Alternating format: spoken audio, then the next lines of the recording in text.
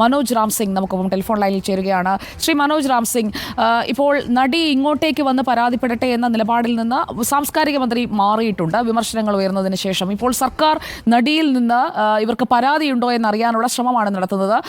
താങ്കൾ ഈ ചലച്ചിത്ര മേഖലയിൽ പ്രവർത്തിക്കുന്ന ഒരാൾ എന്ന നിലയിൽ അവരുടെ അനുഭവം എന്താണ്, ആ നടിക്കുണ്ടായ അനുഭവം എന്താണ് എന്ന് അവരിൽ നിന്ന് തന്നെ നേരിട്ട് കേട്ട ആളെന്ന നിലയിൽ ആവശ്യപ്പെടുന്നത് എന്താണ്? രഞ്ജിത്ത് ചലച്ചിത്ര അക്കാദമി സ്ഥാനത്ത് ചെയർമാൻ സ്ഥാനത്ത് തുടരുന്നത് ശരിയാണോ? അല്ല, അവർ പുറത്തു പറഞ്ഞിട്ടുള്ള കാര്യങ്ങൾ തന്നെയാണ് അവർ ഞാനുമായിട്ടുള്ള കമ്മ്യൂണിക്കേഷനിൽ അവർ പറഞ്ഞത്. ഒന്നാമത് അവർ ഒരു മികച്ച നടിയാണ്, മാത്രമല്ല അവരൊരു ഇടതുപക്ഷ അനുഭാവിയാണ്. അപ്പൊ ഇങ്ങനെയൊക്കെ ഉള്ളതുകൊണ്ട് അവരുടെ ഒരു അനുഭവം വളരെ കറക്റ്റായിട്ടാണ് എനിക്ക് ഇതുവരെ ഫീൽ ചെയ്തിട്ടുള്ളത്. പിന്നെ ഇത് ഇന്ന് മുഖ്യമന്ത്രിയുടെ അടുത്ത് വരെ ഈ വിവരം എത്തിച്ചിട്ടുണ്ട്. എന്റെ അറിവിൽ ഇന്ന് മുഖ്യമന്ത്രി മിസ്റ്റർ രഞ്ജിത്തിനോട് രാജി ആവശ്യപ്പെട്ടിട്ടുണ്ട്. നേരിട്ടല്ലെങ്കിലും സജി ചെറിയാൻ വഴി രാജി മസ്റ്റായിട്ട് രാജിവെച്ചേ പറ്റുള്ളൂ എന്ന് മുഖ്യമന്ത്രി അറിയിച്ചിട്ടുണ്ട്. നാളെ രാവിലെ പുള്ളിയുടെ രാജിപ്രഖ്യാപനം ഉണ്ടാവുമെന്നാണ് നമ്മൾ വിചാരിക്കുന്നത്. ശരിക്കും പറഞ്ഞാൽ രാജിയല്ല വേണ്ടത്, സംസ്ഥാന സർക്കാർ അദ്ദേഹത്തെ ആ സ്ഥാനത്ത് നിന്ന് മാറ്റണമുണ്ട്. ഞാൻ രഞ്ജിത്തേട്ടനെ വളരെ ബഹുമാനിക്കുന്ന ആളാണ്, എന്റെ സുഹൃത്താണ്, നമുക്ക് വളരെ ബഹുമാനമുള്ള ആളാണ്. പക്ഷേ അദ്ദേഹത്തെ ഈ സ്ഥാനത്ത് നിന്ന് മാറ്റുകയായിരുന്നു വേണ്ടിയിരുന്നത് എന്നുള്ള അഭിപ്രായം എനിക്കുണ്ട്. പക്ഷെ ഇന്ന് മുഖ്യമന്ത്രി നമ്മൾ ഈ വിഷയം ഏകദേശം 3-4 മണിയോടുകൂടി അദ്ദേഹത്തിൽ മുഖ്യമന്ത്രിയോട് എത്തിച്ചിട്ടുണ്ട്. മുഖ്യമന്ത്രി നിർബന്ധമായിട്ടും അദ്ദേഹം രാജിവെച്ചേ പറ്റുള്ളൂ എന്നുള്ള നിലപാട് എത്തിയിട്ടുണ്ട്. സജി ചെറിയ എന്ന് പറയുന്ന സിനിമാ മന്ത്രി, എനിക്കറിയില്ല ഇങ്ങനെ ഒരു ആള്. സജി ചെറിയ നല്ലൊരു സംഘാടനമൊക്കെയാണ്, പക്ഷെ അദ്ദേഹം നല്ലൊരു മന്ത്രിയല്ല എന്ന് എനിക്ക് തുറന്നു പറയേണ്ടി വരുന്ന ഒരു വിഷമമുണ്ട്. ഞാനും ഒരു ഇടതുപക്ഷ സഹയാത്രികനാണ്, പക്ഷെ എനിക്കത് പറയേണ്ടി വരുന്നൊരു വിഷമമുണ്ട്. കാരണം അത് ഒന്നല്ല, ഒരുപാട് വിഷയങ്ങളായി ഇതിങ്ങനെ രഞ്ജിത്തേട്ടന്റെ പേരിലുള്ള അലിഗേഷൻസ് ഒരുപാട് വരുന്നു. രഞ്ജിത്തേട്ടൻ ശരിക്കും പറഞ്ഞാൽ ഇന്നലെ ഇങ്ങനൊരു വിഷയം കേട്ടപ്പോൾ രഞ്ജിത്തേട്ടന്റെ മറുപടിക്ക് വെയിറ്റ് ചെയ്തത്. രഞ്ജിത്തേട്ടന്റെ മറുപടി ഒന്നും ഓഫ് കോഴ്സ് ശരിയാണ്. ഒരാൾ ഓഫ് കോഴ്സ് ഇപ്പൊ സുജയ പറയാണ് സുജയെ ഞാൻ ഇതുപോലെ വിളിച്ച് പിടിപ്പിച്ചു. ശരി, എങ്കിൽ പോലും ഇങ്ങനൊരു സ്ഥാനത്തിരിക്കുന്ന ആളെന്നുള്ള നിലയിൽ അദ്ദേഹം ഉറപ്പായിട്ടും രാജിവെച്ചിട്ട് ശരി അത് തെളിയിച്ചിട്ട് എന്നെ ഞാൻ തിരിച്ചു വരാം എന്ന നിലപാട് എടുക്കേണ്ടതായിരുന്നു. എന്തായാലും രഞ്ജിത്ത് ആ നിലപാടെടുക്കാത്തതിൽ എനിക്ക് ഖേദമുണ്ട്. അത് ഭയങ്കര മോശം കാര്യമായിട്ടാണ് എനിക്ക് ഫീൽ ചെയ്തത്. കാരണം ഈ സിനിമയിൽ ഈ പറയുന്ന പോലെ എന്താ പറയാ, വെള്ളം അടിച്ച് പാതിരാത്രിക്ക് വീട്ടിൽ വന്ന് കയറുന്ന ചുമ്മാ തല്ലി തുഴയ്ക്കാൻ എന്നൊക്കെ പറയുന്നവരുടെ ഡയലോഗ് എഴുതി വെക്കുന്ന പോലെ അല്ലല്ലോ നമ്മുടെ ജെന്യുവിൻ ലൈഫിൽ. സുജയ് കേൾക്കുന്നുണ്ടോന്ന് എനിക്കറിയില്ല.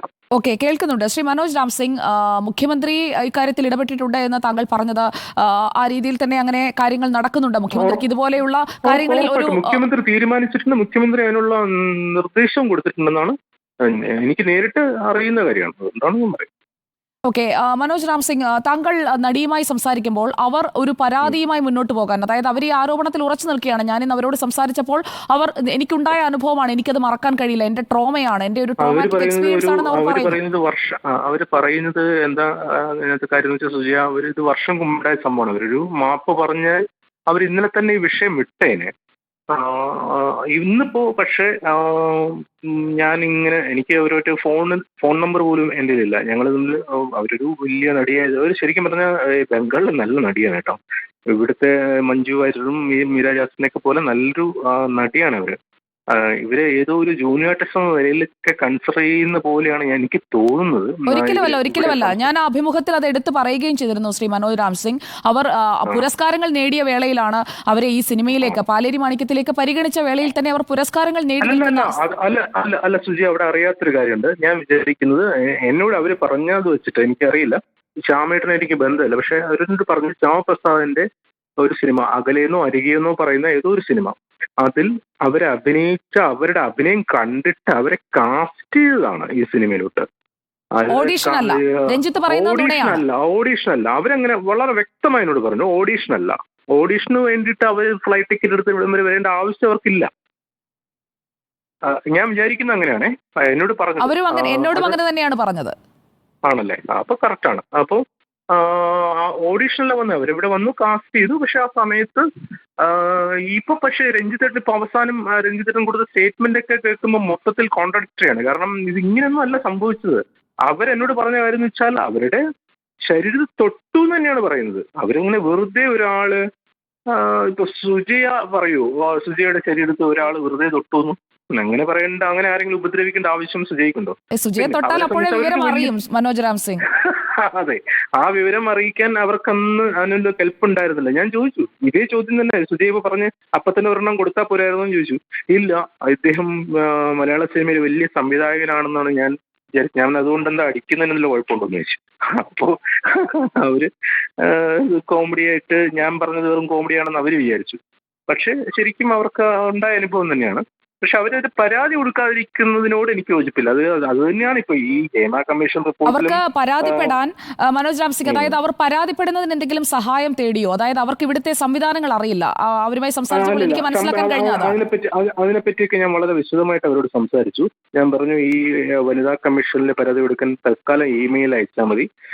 DGP director general of police, DGP കേരളയ്ക്ക് പരാതിപ്പെടാനുള്ള മെയിൽ ID, പിന്നെ സിറ്റി പോലീസ്. ഇത് നടന്നത് ഈ ഇൻസിഡന്റ് ഒക്കറൻസ് നടന്നത് ഈ സംഭവം നടന്നത് എറണാകുളം സിറ്റി പോലീസ് കമ്മീഷണറുടെ അവരുടെ ജൂറിസ്ഡിക്ഷനിലുള്ളതുകൊണ്ട് അവിടെ പരാതിപ്പെടാം. ഈ 3 സംഭവങ്ങൾ ഇമെയിൽ വഴി തൽക്കാലം പരാതിപ്പെട്ടാൽ മതി എന്ന് പറഞ്ഞു. അപ്പോഴവരെന്നോട് അവരയച്ചിട്ടുള്ള മെസ്സേജ് ഇതാണ്: ഇതൊക്കെ വരുമ്പോഴും ഞാൻ വീണ്ടും മൊഴി കൊടുക്കാൻ വരണം, പിന്നെ വീണ്ടും കോടതിയിൽ വരണം, അങ്ങനെയൊക്കെ ഇഷ്യൂ ഉണ്ടല്ലോ, let me talk with my advocates എന്നാണ് അവർ പറഞ്ഞത്. പക്ഷെ എനിക്ക് തോന്നുന്നു അവര് ഇനി അത് വരാൻ സാധ്യതയുണ്ടെന്നുള്ളതാണ് ഞാൻ വിചാരിക്കുന്നത്. അപ്പൊ ഞാൻ തൽക്കാലം ഇമെയിൽ വഴി വനിതാ കമ്മീഷനിൽ പരാതി കൊടുത്തിട്ടുണ്ട്. ഇപ്പോൾ സജിച്ചേച്ചിയൊക്കെ ഇന്ന് ഓൾറെഡി പ്രതികരിച്ചിട്ടുണ്ടെന്നാണ് ഞാൻ വിചാരിക്കുന്നത്. മനുഷ്യാവകാശ കമ്മീഷൻ ചെയർമാൻ അല്ലേ സജിദേവി? എനിക്ക് അറിയില്ല. ഹലോ, ഓക്കെ മനോജ് രാം സിംഗ്, അതായത് ഇപ്പോൾ ഇവിടെ നിന്ന് കേരള പോലീസിൽ നിന്ന് അല്ലെങ്കിൽ സ്പെഷ്യൽ ബ്രാഞ്ചിൽ നിന്ന് അവരെ കോൺടാക്ട് ചെയ്യാനുള്ള സാധ്യതയുണ്ട്, അല്ലെങ്കിൽ കോൺടാക്ട് ചെയ്യുന്നുണ്ടെന്നാണ് ഞാൻ മനസ്സിലാക്കുന്നത്. അങ്ങനെയാണെങ്കിൽ അവർക്ക് അതുമായി മുന്നോട്ട് പോകാൻ കഴിയുമല്ലോ? കഴിയും, ഉറപ്പായിട്ടും കഴിയും. അവർ ഈ പരാതിയിൽ നിന്ന്, അല്ലെങ്കിൽ ഒറ്റ സാധ്യത, ഒരു വിദൂര സാധ്യതയാണ്, എനിക്കിതിൽ പരാതിയില്ല എന്ന് അവർ പറഞ്ഞാൽ കഴിഞ്ഞു, അവിടെ തീർന്നു. അങ്ങനെ ഒരു സാധ്യത ചിലപ്പോ സംഭവിച്ചേക്കും സുജയ. കാരണം അവർ പറഞ്ഞത് എനിക്ക് പരാതി വേണ്ട, എനിക്ക് മാപ്പ് പറഞ്ഞാൽ തന്നെ ഞാൻ ഓക്കെ ആണ് എന്നാണ് ഇന്നലെ ഞങ്ങൾ നമ്മൾ നടത്തിയ കോൺവെർസേഷൻ എനിക്ക് മനസ്സിലായത്. പക്ഷെ ഞാൻ പറഞ്ഞു അത് പാടില്ല. കാരണം ഇദ്ദേഹം ഇങ്ങനെ ഒരു വലിയ സ്ഥാനത്തിരിക്കുന്ന ആളാണ്, ഞങ്ങൾക്കെല്ലാം ഇഷ്ടമുള്ള ആളാണ്. പക്ഷെ എങ്കിലും ഇന്ന സ്ഥാനത്തിരിക്കുന്ന ആൾ ഇങ്ങനൊരു സംഭവം പറയുമ്പോൾ, മാത്രമല്ല ഇങ്ങനൊരു കമ്മിറ്റി റിപ്പോർട്ട് പുറത്തു വന്നിട്ടുണ്ട്. ഈ പുറത്തു വന്നിട്ടുള്ള സമയത്ത് സ്വാഭാവികമായിട്ടും മറ്റുള്ളവർക്കും ഇങ്ങനെയുള്ള എന്തെങ്കിലും അനുഭവം ഉണ്ടെങ്കിൽ അത് പറയാൻ നിങ്ങൾ ഇങ്ങനെ ഒരു പരാതി നൽകിയാൽ അത് പ്രചോദനമാകുമെന്ന് അവരോട് പറഞ്ഞിട്ടുണ്ട്.